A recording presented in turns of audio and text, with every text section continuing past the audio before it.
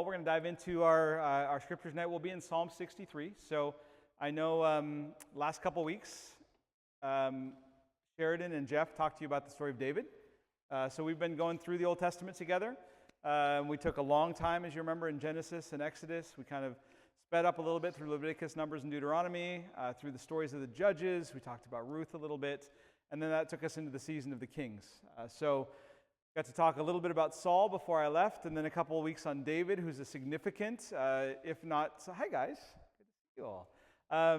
If not altogether simple, he's a somewhat complicated and problematic character named David, who will eventually be an ancestor of Jesus of Nazareth. That's for us, that's his most significant contribution to the story, is that God promised him that he would build his house upon David. This really fascinating moment where David says to God, in this kind of moment of faithfulness and worship, he says, I want to build you a house. And God says, actually, I'm going to build you a house. And on your house, I'm going to make sure that there's always an heir of your line on the throne, and Messiah will come through you. So this really beautiful promise. At the same time, David's this complicated character, right? Because you got to hear some of the darker moments in his story, which we sometimes gloss over, but honestly, truthfully, if they happened today, David would be in prison. I mean, these are major, major flaws in character and decision-making. Nevertheless, he turns out to be an important character in the story, and a man who, even after these mistakes, God continues to call a man after his own heart, which is something that we'll be examining in the weeks ahead as we spend the next 3 or 4 weeks, I think 4, we have scheduled out, in the book of Psalms. So we're going to take a break from the sort of historical narrative. You'll know that after David will come a guy named Solomon, and after that things get really, really complicated. We'll talk history in a while, but I want to spend the next couple of weeks talking about Psalms because David was a major contributor to the book of Psalms. So you guys are all familiar with it. There are 150 Psalms. About 73, give or take, were written by David. So roughly half of them were written by David. The rest of them are a collection of Solomon is supposed to have written some of them. And then a bunch of other characters, a guy named Asaph, a guy named Heman the Ezrahite writes one of my favorite Psalms, Psalm 88. If you're ever in just a really down mood and you just want to be in a down mood in the presence of God, read Psalm 88. But yeah, it's this really beautiful collection of worship songs is really what it is. So I've heard it referred to as a prayer book before, and that's in some ways that's accurate. I mean, these are words spoken to God, but it's not a prayer book in the way that we tend to think of it. If you've ever seen like an Anglican Book of Common Prayer or something else, it's not these sort of individual prayers that are supposed to be read in your quiet time. Instead, it's a song book. It's more like a hymnal that we have in the back of some of our churches. They're prayers that are supposed to be sung aloud in community. In other words, it's less a prayer book, although you can use these in private devotion, and more a worship book, a community worship book. And I think that's really, really important and beautiful, that these were meant to be sung together in unison. As a matter of fact, if you read, many of them will have italicized kind of words under some of the chapter headings. So it'll say, like Psalm 61 I'm on right now, it says, for the director of music with stringed instruments. So there'll be sort of musical directions. Some of them will even give a tune. It'll say, to the tune of the lilies, whatever that means. We've lost all these tunes. But they're meant to be sung together.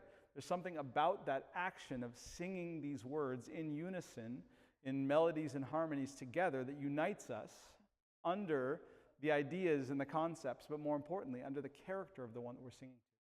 Now, if you've studied the Psalms, you know that scholars like to put things into neat categories. And so one of the, I won't say controversies, but one of the challenges with the book of Psalms is every scholar who's ever written a commentary on Psalms has different ways of categorizing the Psalms. This is a big topic in the scholarly world, is how many different types of Psalms are there. And it's really funny because some scholars will have, there's 12 different types. You see, we have these messianic Psalms, then we have laments, and then we have hymns of praise, and then we have imprecatory Psalms. That's a big word that just means angry ones. There's some angry Psalms, and so there'll be 4 types or 12 types or 150 types of Psalms, depending on how you lay it out. But there's really 2 scholars that have been most helpful for me in understanding how do we wrap our head around the book of Psalms as a whole. Because it is both a collection of works, 150 unique poems, but it's also one unified whole. And one scholar says, it's a guy named Walter Brueggemann. Got this fantastic book on the Psalms. He says there are really only three types of Psalms. He says there are Psalms of orientation, disorientation, and new orientation. Okay? And I think that's really, really helpful. So a Psalm of orientation is like Psalm 95 or Psalm 150, these like rejoice all the earth. Psalm 95 says, come, let us worship and bow down. Let us kneel before the Lord our God, our Maker. Let's shout aloud to the rock of our salvation. There's these kind of like everything is right with the world moments. When you're just kind of in this place, it's for us, maybe it's like you walk into church after you've just had a really great week and the band is playing your song, and it's like everything is just perfect. It doesn't happen very often, but there are these moments where it's just, or maybe for you it's more in nature, when you're standing on the edge of a beautiful forest or on the coastline, seeing the waves crash, and you just feel God in every whisper of every breeze, or you're someplace new in the world, encountering new people or new experiences, and you're just electrified. That's orientation. I am in line with the character of God, and I'm feeling this call, this urge to worship. Psalm of disorientation is just the opposite then, right? Psalm of disorientation is when things have gone sideways, and there are a lot of these. We find ourselves in a place of darkness, whether because of our own choices or the choices of other people, or just life. And in these moments, the Psalms offer us a way to pray. And that's really important. We're going to talk more about that here in just a second. But it's really important that we have an opportunity to pray those things too, because the first kind of Psalms that I spoke of, these Psalms of orientation, let me ask you a sincere question. How often do you all feel that way? Like I've just had the best week. I'm having the best time at church.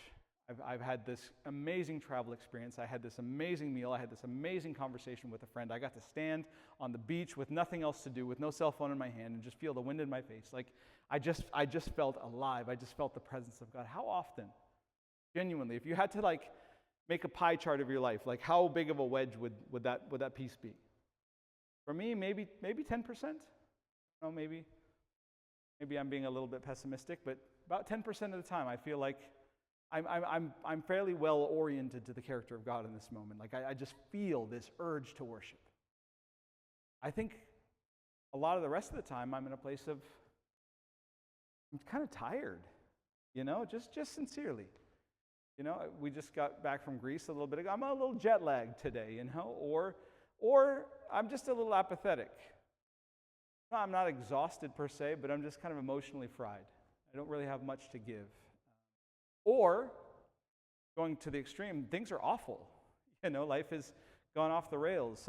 We've had a diagnosis of some kind in our family or our friend group, or we've lost somebody along the way, or something has happened with a job or employment, or relationships have gone sideways, or there's brokenness and chaos. That's part of life too. I mean, a significant part. And these Psalms of disorientation teach us that those are not opposed to worship.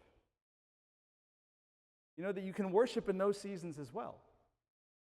Now, we might all want to live in that 10% wedge where everything is right and everything is perfect. And we could maybe even make the case that is the best form of worship. That when we're at our best, offering God our best, that is the highest form of worship. But that doesn't mean it's the only form of worship. It's also possible to offer God our best when we're at our worst. And that might not be as impressive as an offering on one way of looking at it, but another way of looking at it is it's actually probably the most beautiful offering of all. I think of different kind of context, but Jesus with the widow offering her little coins in the temple offering box. You remember that story? You got the rich people bringing in their stuff, and everybody's so impressed because they're bringing in this vast wealth to the temple, and she brings in everything she has and she drops it in. And I think sometimes that's how it is with worship too, man, it's cool to be able to offer a lot. But if all you have to offer is this and you give it all, that's even better in some ways, even though the offering itself doesn't seem as impressive. And the Psalms teach us that we can do that. That's what I love about this, is there are dark, heavy, weighty Psalms in the Bible that tell us that, hey, you don't, when you're in these seasons of brokenness and darkness and apathy and exhaustion and boredom and whatever else, you don't opt out, you don't walk away. You're not, how do I say this? Those are not places where worship is not possible. That those situations and seasons of life are not opposed to worship. They're opportunities for a different kind of worship. And you can still bring yourself to God in those seasons. And that's what we learned, one thing we learned from David, and what I think it means to be a man after God's own heart. It doesn't mean moral perfection. We saw that clearly over the last few weeks, as David was not even close to a perfect human being. But to be after God's heart, isn't that language even? It's language of pursuit. That David was going after the heart of God in any season, in any situation of life. So when his life happened, and David wanted to talk to somebody about it, what did he do? Whatever it was, he took it to God. If it was electrified worship, if he was just on top of the world, he danced in the presence of God. If it was sadness at the betrayal of family members, he wrote songs about it in the presence of God. If it was shame, even the darkness of his own sin, after his situation with Bathsheba, what did he do? When he wrote a psalm of confession. Create in me a clean heart, O God.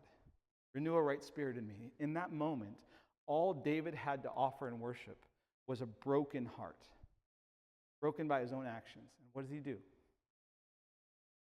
I'll take it to you. That's all I can do. Take it to you. He goes after the heart of God. So often those seasons of disorientation tend to lead us away from God. And we find that we go days or weeks without talking to him because the situations of life have taken us away. And David stubbornly refused to be taken away from the presence of God. He used those seasons as opportunities to worship, and he carried whatever he had in his hands, no matter how small, no matter how painful, no matter how ugly even, to God, and said, "This is all I have today, but it's yours." And the Psalms teach us that that's okay. Matter of fact, that's important that we're able to do that, because that's probably a bigger chunk of the wedge when you put all those things together.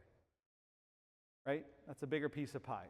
When you put my exhaustion and my boredom and my apathy and my insensitivity and my brokenness and my shame, when you put all that together, that takes up a bigger piece than that 10% where everything is just right. And ultimately, that leads to the third type of psalm, which is a psalm, Brueggemann says, of new orientation, which is I walk through a season where everything has kind of gone sideways and enter through it into a spacious place. Psalm 23 is kind of like this, right? It kind of encapsulates the whole journey. Psalm 23, as you guys famously know, starts out with what? The Lord is my shepherd, I have everything I need.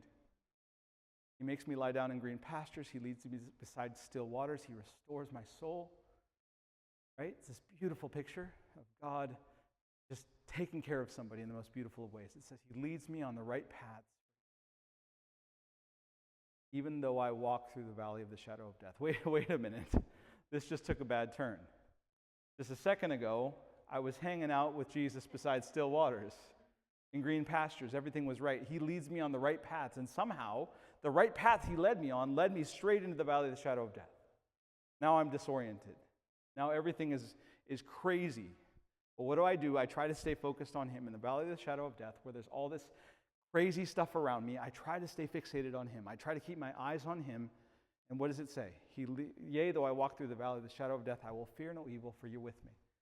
Your rod and your staff, they comfort me. Prepare a table before me in the presence of my enemies.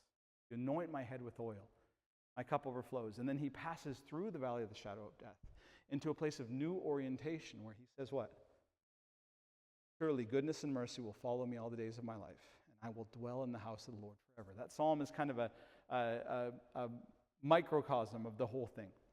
We have the whole picture of orientation, disorientation, and new orientation. And that's what a psalm of new orientation is, a psalm of somebody who's been through it. Been through it and come out the other side with a testimony, with a story to tell of God's faithfulness and goodness in the middle of the disorientation. So I love that way of looking at it, and we'll see that as we kind of walk through the Psalms together. The psalm we're going to talk about tonight in just a second is Psalm 63. It's a psalm of reorientation, or of new orientation. There's another guy who talks about the Psalms quite a bit that I really like. It's Eugene Peterson, who, if you're familiar with Eugene, he passed away a few years ago, but he's most famous for translating the Message version of the Bible. But he's also written a lot of books. He wrote a book on Psalms. It's really beautiful. And he says, if you look at the Psalms carefully, you'll notice that at the beginning of 5 of the Psalms, I don't have the numbers off the top of my head, but it'll say Book 1. Book 2, Book 3, Book 4, Book 5. So the Psalms themselves, and this has been the case for a very long time, have been divided up into chunks. So it's not just 150 Psalms in a book, but there are 5 books within the Psalms. And Eugene has done some work to say if you read thematically, you'll see that those 5 books seem to correspond to the 5 books of Torah. So in Torah, we have Genesis, Exodus, Leviticus, Numbers, Deuteronomy. And then here in Psalms, we have books 1, 2, 3, 4, and 5. And what is Torah? Torah is God speaking his word, his instruction, his law, his story to all of us. And then what is Psalms, Eugene says? It's us praying to God. So in Torah, God speaks. Psalms, we respond. So in other words, it's a worship book, right? We have seen the character of God here, and that's the journey we've been on as a church. We've been journeying through the Old Testament together to see the character of God, and then when we see him as he is, we respond in worship. Again, we may talk about it, we may not, but Psalm 95, which I've already referenced, says, come let us worship and bow down. Let us kneel before the Lord our God, our Maker, for he is our God. And it goes on to talk about who he is. So we respond in this way because this is who he is. So Eugene says, in Torah, in Scripture, God speaks, and in Psalms, we respond. We speak back to him. And it's this relational language. Again, like David, I take, because I know who he is, because I've seen his character, because I've seen the ways he works in my life, I am trusting and confident that I can take whatever I have to him in relationship. Because that's how relationship works, right? You have a strong and a good relationship. When things go sideways, you don't take the bad stuff away. You bring it to the person you're in relationship with. Even if it's painful, and you say, hey, can we talk about this together? And that's how relationship and trust is built. So that's what the Psalms are. So today, we're going to talk about Psalm 63. That was a lot of context, a lot of backstory, just to give an idea of what the Psalms are. But Psalm 63, which is a psalm, as I've said, of kind of new orientation. Now, it's a disorienting circumstance, which we'll speak about in a second. But it's really a psalm about worship. All of these are psalms about worship. I said a second ago that this is a prayer book, and that's true. But I want to expand our definition of prayer. I think sometimes we tend to think of prayer as I ask God for things. And sometimes God says yes, and sometimes God says no, and sometimes God says wait. That's the way that we tend to think about it. But the Psalms have a much more holistic picture. It's less, I don't want to pigeonhole it into a prayer book. I want to call it more just a relationship book or a worship book, because it shows a holistic picture of people talking to God about all sorts of things. And this is a specifically powerful psalm about worship. Now, what's interesting about it is, and you've probably heard me talk about this before, is there are 2 words for worship in the Old Testament. You guys remember this? One is the Hebrew word shachah, which is a really powerful word. It means to fall face down. So shachah is basically, and this is the most common word for worship in the Old Testament. It's an emotional response or a physical response to the presence of God. It's kind of like what we get in Isaiah chapter 6. You guys remember? I'm going to attempt to do the slides here while I'm talking. Let's see if I can pull this off. Here we go. Look at that. All right. So it's something like we get in the book of Isaiah, right? Isaiah 6, Isaiah says, in the year that King Uzziah died, I saw the Lord seated on his throne, exalted, and the train of his robe filled the temple. Above him were seraphim, each with 6 wings. With 2 wings they covered their faces, with 2 their feet, and with 2 they were flying. And they were calling out to one another, holy, holy, holy is the Lord God Almighty. The whole earth is filled with his glory. At the sound of their voices, the doorsteps and thresholds shook, and the temple was filled with smoke. And Isaiah responds, woe to me, I cried. I am ruined, for I am a man of unclean lips, and I live among a people of unclean lips, and my eyes have seen the King, the Lord Almighty. So this is kind of one of those, and there are many moments like this in the Scripture, but this is one of those shachah moments where Isaiah has this vision of God. This literal, I see God filling the temple, and he's massive, and he's glowing. I mean, he describes these creatures he calls seraphim, which is this really interesting angelic being. Seraphim in Hebrew means a burning one. And most scholars think that they're not burning by their own fuel, but they're alight by the presence of God. They're so close to God that they're caught on fire by his own glory. So Isaiah has this vision. In the moment of seeing God in this way, he collapses on the ground. It's like all the bones have just melted in his body. And he falls face down, and this is worship. In this position, he's responding to the felt and experienced presence of God. That's kind of maybe what we would call it. Now, his is a little bit more terror than what I described earlier, But it's kind of what I described earlier, is that 10% moment where it's like, I'm here, I'm there, I'm seeing him as he is.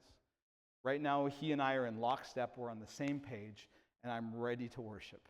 It's like he walked into the room, and everybody knows it. Now he has seized the room, he has seized our attention, he has seized our affections, and there's no choice but to respond by falling face down, by kind of laying at his feet. How you doing? Good to see you. Just laying at his feet in worship. This is who he is. That's shachah. And this is a very, like I said, the most common word for worship in the Old Testament and New. The New Testament translates this as latruo. So it's the same kind of idea. You fall face down. What's interesting, though, is there is another word for worship, which describes all the seasons of life where that's not happening. What do you do? Like we talked about a second ago. What do you do when you're not feeling the presence of God? When you don't have that vision of him seated high above the temple. When you don't kind of see the smoke and see the angels and hear the voices, and you're just not in that place, but instead you're just kind of walking through life. Maybe it's just normal life where it's kind of distracting and it's difficult. You have to work really hard to kind of catch glimpses of the presence of God if you're really astute. Or maybe you're in a place where you just think that he's just left the building altogether. C.S. Lewis talks about looking around at a world from which every trace of God seems to have vanished. Maybe you're in that spot. And again, the Psalms teach us that even in that spot, worship is possible. It doesn't mean it's the same kind of worship. It doesn't mean it's the same, maybe even quality of worship, if we can talk about it in those terms. But the Psalms are very aware that there are all sorts of places in life that will obscure our vision of who God is. It will make it difficult for us to see him, to remember him, to want to worship. Nevertheless, it's possible. The second word for worship that we see in the Old Testament is oved or eved. That word means to work. So the word eved is actually the word for a servant or a slave in the Old Testament. Somebody who does work. And this is a very common word for worship also. It's the stuff that the priests and Levites used to do when they were serving in the tabernacle and temple. They worshipped by offering sacrifices. Or they worshipped sometimes, this is crazy, some of the worship in the Old Testament was carrying furniture from one campsite to another. That was called oved. It was called worship. It was work. You are committing yourself to the work of worship by carrying this table on your back from this campsite to wherever the pillar of fire stops. And then you set it up again, and then you do it again. You keep the temple clean. You protect the grounds from intruders. You do all of the millions of things of life in the presence of God and in the name of God, and that's worship. So we really have two different, very different, but very important definitions of worship in the Old Testament. One is shachah, fall face down in response to the tangible presence of God. The other is oved, which means do the stuff, even if you don't feel like it. Continue to walk forward in obedience and trust, even when you don't feel like it. So the two words that I've kind of translated in my own idiomatic translation in English is we have awe, A-W-E, awe, and we have action. You put those two things together and you have a holistic life of worship. Awe when God walks into the room, and action when you feel like he hasn't. And that's what we see here in Psalm 63. We have this beautiful picture of what worship looks like when you're not really seeing God anywhere, okay? This is Psalm 63. The little subscript under the heading says, a Psalm of David when he was in the desert of Judah. Okay, so we'll come back to that in a second. Here's what it says. Put it back up on the screen again. Watch this. Multitasking. Said it couldn't be done. Here we go. You, God, are my God. Earnestly I seek you. I thirst for you. My whole being longs for you in a dry and parched land where there is no water. I have seen you in the sanctuary and beheld your power and your glory. Because your love is better than life, my lips will praise you. I will praise you as long as I shall live, and in your name I will lift up my hands. I will be satisfied as with the richest of foods. With singing lips my mouth will praise you. On my bed I remember you. I think of you through the watches of the night. Because you are my help, I sing in the shadow of your wings. I cling to you, and your right hand upholds me. Stop there for now. If you keep on reading, it gets a little bit darker. Sometimes the Psalms will take a bit of a turn, and those are important too, but we're just not going to talk about that one tonight. Anyway, so here we have the story as it's told to us is that David is in the desert of Judah when he writes this song. Okay, now we know from history that there are two moments where David went to the desert of Judah. Okay, the first one is when his son Absalom, the first one is when Saul was trying to kill him. So we know that when, if didn't really talk about this part of the story a whole lot, but Saul was king, and God rejected Saul as king. We did talk about that story. But later on, when he rejected Saul as king, he anointed David to be the new king while Saul was still on the throne. Okay, so this created a bit of a power struggle. Saul tried to hunt David down and kill him. He chased him out into the desert of Judah. So this is the first time that David had to live on his own in the caves in the desert of Judah. The second time happened when a son of his named Absalom chased him out of his own palace and led a revolt against him. And this is not a direct but an indirect result of David's affair with Bathsheba. If you remember that story, when the prophet Nathan came to David and confronted him on his sin, David confessed, but Nathan said, "Nevertheless, the sword will now never leave your house." In other words, there's going to be this kind of ongoing conflict within your family for generations to come. And that's what we're going to see over and over in the story. And one of those conflicts is David's son Absalom chasing him out and leading a revolt against him, where David once again had to live in the wilderness in Judah. Now, why do I say that? Because David's in the wilderness one way or the other. We're not sure which context Psalm 63 was written for. It was either he was in the desert because of somebody else's choices or because of his own. We don't know why. It was either somebody else's fault that led him there, somebody else's brokenness and sin, or it was his own that led to those circumstances. But regardless, he finds himself in that place, and in this place, where he's far away from the comforts of home, far away from the temple in Jerusalem, or not the temple wasn't built yet, but the tabernacle in Jerusalem, where the presence of God dwelled, far away from everything that he knew, in an uncomfortable spot, we see what David chooses to do. And what he chooses to do in the wilderness is worship. So how does he do it? That's the question for tonight. How do you cultivate an attitude of worship, an attitude of this oved, this work of worship, even when you don't want to? How do you fight for joy in the Lord in an inhospitable place? In a place that is seemingly aligned against worship. Okay, there's if you've ever been in a real wilderness, now I'm not talking about driving through it. I'm not talking about glamping or whatever else, but I'm talking about stranded in the wilderness, on the run, afraid for your life. Everything in that moment is aligned against you experiencing the goodness of God. I remember listening to a pastor talk about an experience where he had a health scare and had to spend a couple of nights in the hospital. And he was talking about how difficult it was for him in that moment to stay connected to the character of God, because everything in the hospital environment seemed to sort of rip away his awareness of the presence of God. He was talking about how every time he tried to pray, there was somebody coming into the room to do a new test or to stick something in his arm or whatever else. Every time he tried to rest, as he's being woken up, there's this kind of constant anxiety in the back of your mind. Is there something wrong with me? It's an environment where everything seems to be opposed to that. My family and I had the same experience when we went to family court for Elijah up in LA. It's a dark, difficult place, and it was hard, even just walking into the room. It felt like it was a place that was trying to just take all of your focus away from God and who he was and who you are. That's a wilderness experience. And in this, David teaches us, how do you fight to remember who God is and who you are in an inhospitable place? Okay? So here's what it looks like. I'm going to give you just a couple of key takeaways. Okay, the first thing David does to worship in the wilderness is you just show up to worship. So he gets here to the wilderness. He's in this spot where his main task seemingly is survival. What does he do in that spot? He decides to write a worship song. He decides today, you know what I'm going to do?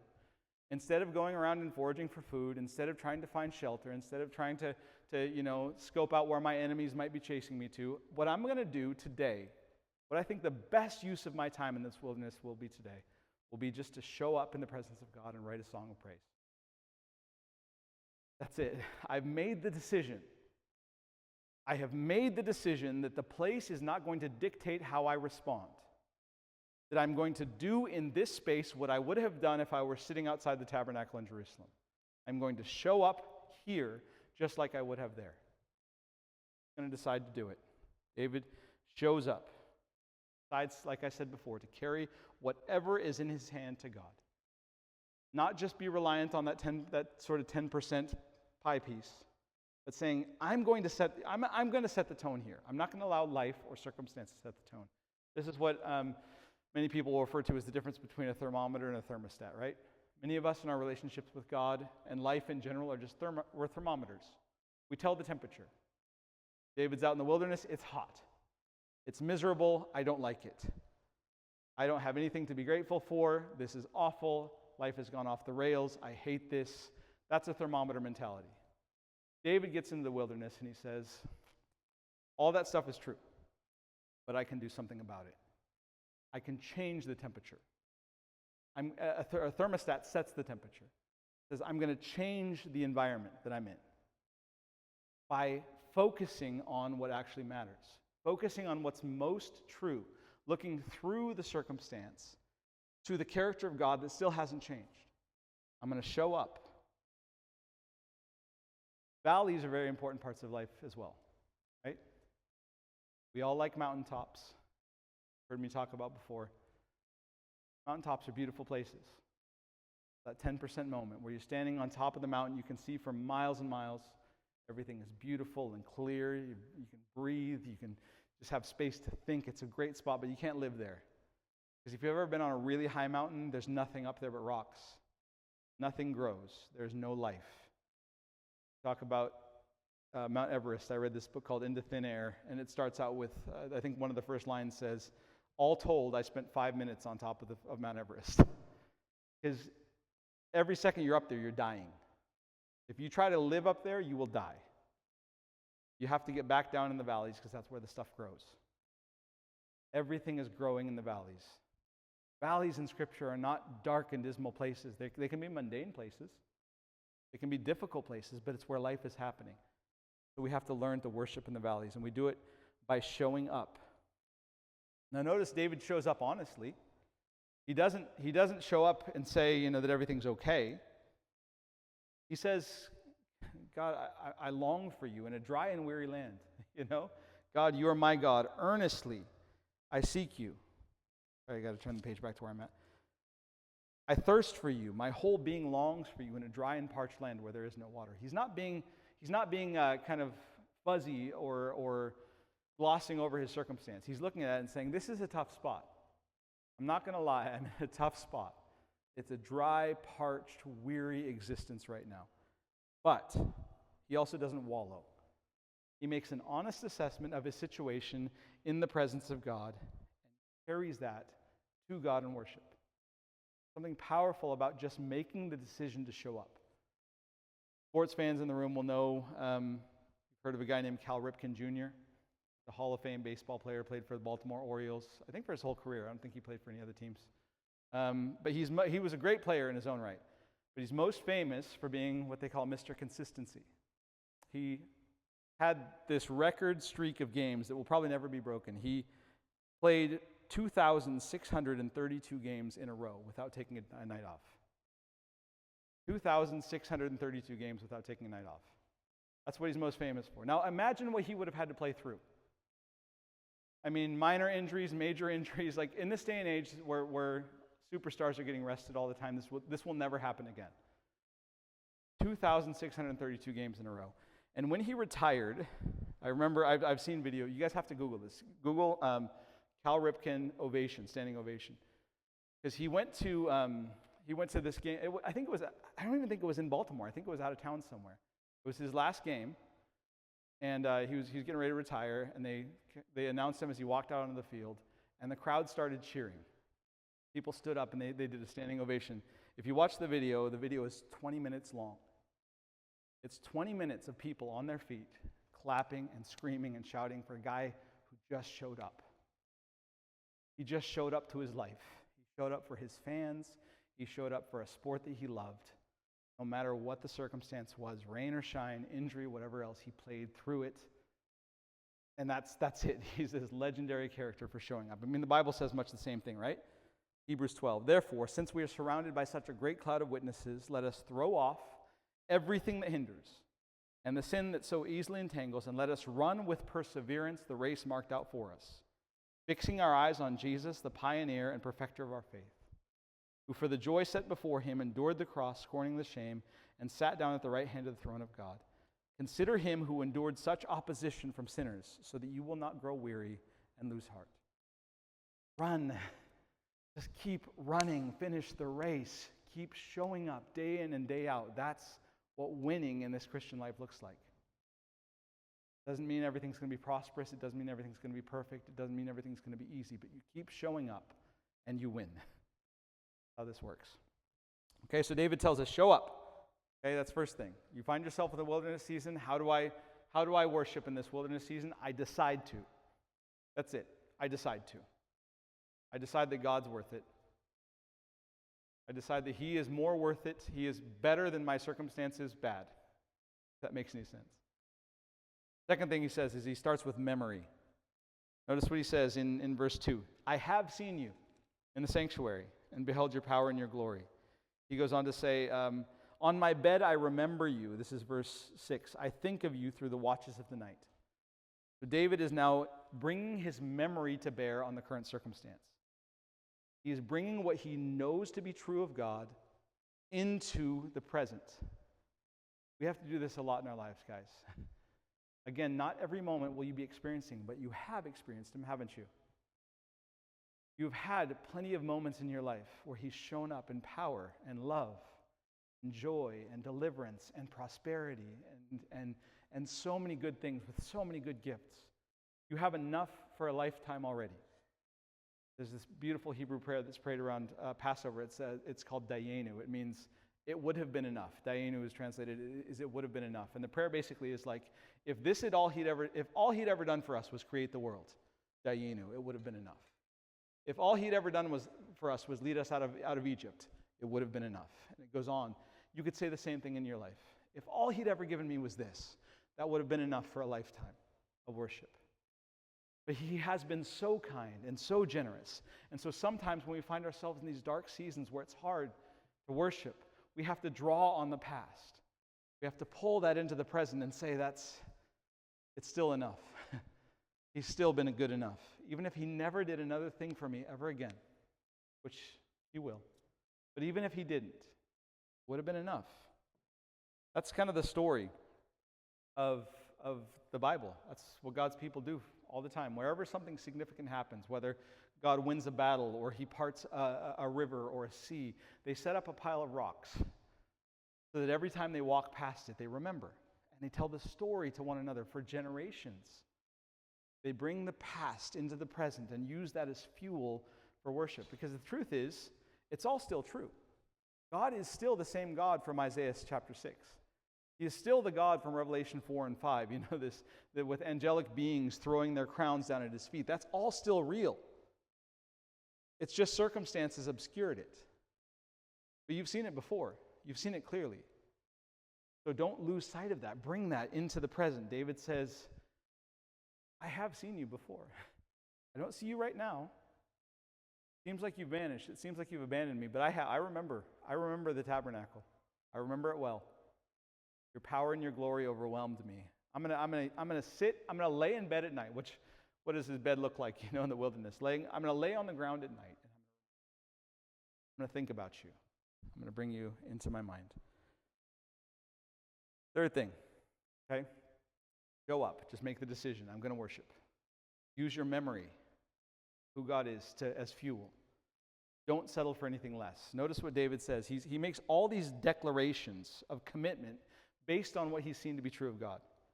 He says, because your love is better than life, my lips will praise you. My lips will praise you. Your love is better than life. In other words, I might die out here, but I have seen your love. And that is more significant than anything else that can happen to me. So even if I die, I'm still going to choose to praise you because your love is a higher truth than death. It's of more importance than my own life. So I choose to use my lips to praise you. He talks about lifting his hands. And I might be overstating my case here, but I think about in the wilderness all the different things you could do with your hands for yourself. You could build yourself a shelter, you could hunt and you could find food, you could do all this other stuff, and maybe he did all that too. But the truth is, he says, in your name I will lift up my hands. I will lift up my hands. I'm going to make that decision. It doesn't seem that. Can you imagine? I mean, if for some reason you could just catch a glimpse of David in the wilderness, and he's out there and he's just standing there by himself in this hot, miserable, hospitable place with his hands raised and his head up. And this is what you just see. You just see this guy out here making this decision. I'm making a decision to acknowledge you in this place, even though nothing around here would lead me there naturally. I'm going to do that with my hands. He says, I cling to you. Your right hand upholds me. And I'm going to hold tight to you. You guys have heard me talk about Philippians before, where it says, Paul says, I press on to take hold of that for which Christ Jesus has taken hold of me. This picture of two people holding hands, right? Paul says it's possible, well, the picture he gives us here is it's possible to be holding hands, for Jesus to be holding your hand, but for me not to be holding his. You ever been holding hands with somebody who's not holding your hand? Parents, it happens with kids a lot, but you probably all have that experience where it's like, I've got you, and I'm going to drag you wherever we're going to go, but that's not relationship. That's not partnership. So Paul says, I want to hold on to him as he's holding on to me. I don't want him to drag me home. I want to walk with him. So I press on to take hold of that for which he's taken hold of me. That's what David is saying here. I cling to you as your right hand upholds me. See that? You've got me. I'm going to make sure I'm holding on to you. In other words, he's not settling for less. Could be clinging to something else in this wilderness season. It might even make sense for him to be doing something else in this wilderness season, but he's choosing in this moment instead to cling to God, to not settle for less than God. I could be taking my anxieties somewhere else. I could be taking my fears, my insecurities. I could be taking my shame and my brokenness somewhere else, but I'm going to cling to him. I'm going to hold on to him. I'm not going to settle for less than him. And then the last thing is we see he walks forward in hope. Even in the wilderness, he says, I will be satisfied as with the richest of foods. I'm looking forward to the day where I'm not living in this wilderness anymore. I'm once again dwelling in the house of the Lord. I will be satisfied. I know I will. That's how you move forward in the wilderness, and hope is you have now realigned yourself. Notice what's happened. David has moved through disorientation, this place of new orientation, where he is once again aligned with the character of God. I know he's going to take care of me. That's how we worship in the wilderness. Powerful what the Psalms can teach us about relationship with Jesus and everyday life. So